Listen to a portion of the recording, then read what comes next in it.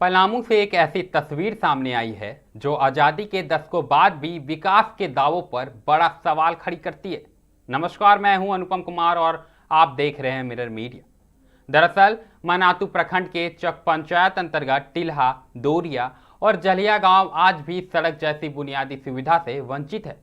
करीब 2000 की आबादी वाले इन गांवों के लोगों का सब्र अब जवाब दे चुका है। आपको बता दें कि ग्रामीणों ने रोड नहीं तो वोट नहीं का नारा बुलंद करते हुए जनप्रतिनिधियों और प्रशासन के खिलाफ मोर्चा खोल दिया है। देखिए यह रिपोर्ट। विकास के दावों पर सवाल, सड़क को लेकर ग्रामीणों का आंदोलन, सड़क नहीं तो वोट नहीं, ग्रामीणों का अल्टीमेटम।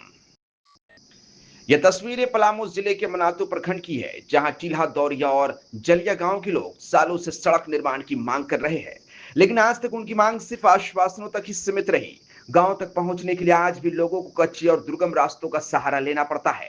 वहीं ग्रामीणों ने कहा कि चुनाव के समय नेता आते हैं, बड़े बड़े वादे करते हैं, लेकिन जीतने के बाद कोई सूद लेने नहीं आता।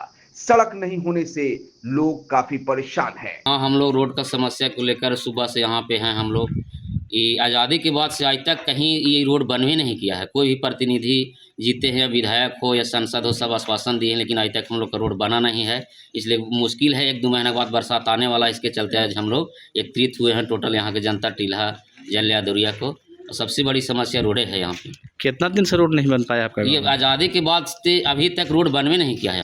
ग्रामीणों का कहना है कि बरसात के दिनों में हालात और भी भयावह हो जाते हैं। कीचड़ और जल जमाव के कारण गांव का संपर्क लगभग कट जाता है। मरीजों को अस्पताल पहुंचाना चुनौती बन जाती है और कई बार समय पर इलाज नहीं मिलने से लोगों की जान तक चली जाती है। बच्चों की शिक्षा प्रभावित होती है। किसानों को अपनी उपज बाजार तक पहुंचाने में भारी कठिनाइयों का सामना करना पड़ता है।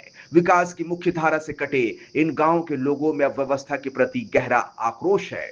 तरह तरह की समस्याएं उत्पन्न होती है। जैसे बरसात के समय में रोड नहीं होने के कारण यहाँ पे लोग अगर कोई बीमार होता है तो उन लोगों को इलाज करवाने के लिए खटिया पे उठा के ले जाना पड़ता है, और अगर किसी का डेथ हो जाता है तो हम लोगों की इस नदी में और रोड में इतना समस्या होता है जिसको हम लोग शब्द में बयान नहीं कर सकते। ये 3-4 महीना में लगभग लोग यहाँ पे छोटे छोटे बच्चे, स्कूल काफ़ी दूर है उनका, वो स्कूल नहीं जा पाते हैं, वो शिक्षा से दूर रहते हैं, और ऐसे बहुत सारे समस्याएं हैं। हम लोगों के लिए 3 महीना राशन पानी खरीदने तक का जो है से वंचित हो जाते हैं हम लोग।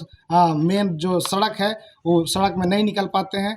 नहीं, यहाँ पर कोई चीज़ की सुविधा नहीं, हॉस्पिटल है नहीं, आपका रोड है, हम लोग किसी तरीके की सुविधा ही कोई चीज़ की नहीं। सबसे पहला मुद्दा यहाँ पर क्या है कि हम लोग का अगर कोई अच्छा खासा कोई लड़की अगर पढ़ा लिखा हो या उसको अच्छा खासा रिश्ता लगे तो वो लड़की पढ़ लिख के भी अच्छा घराना में नहीं जा पाता है।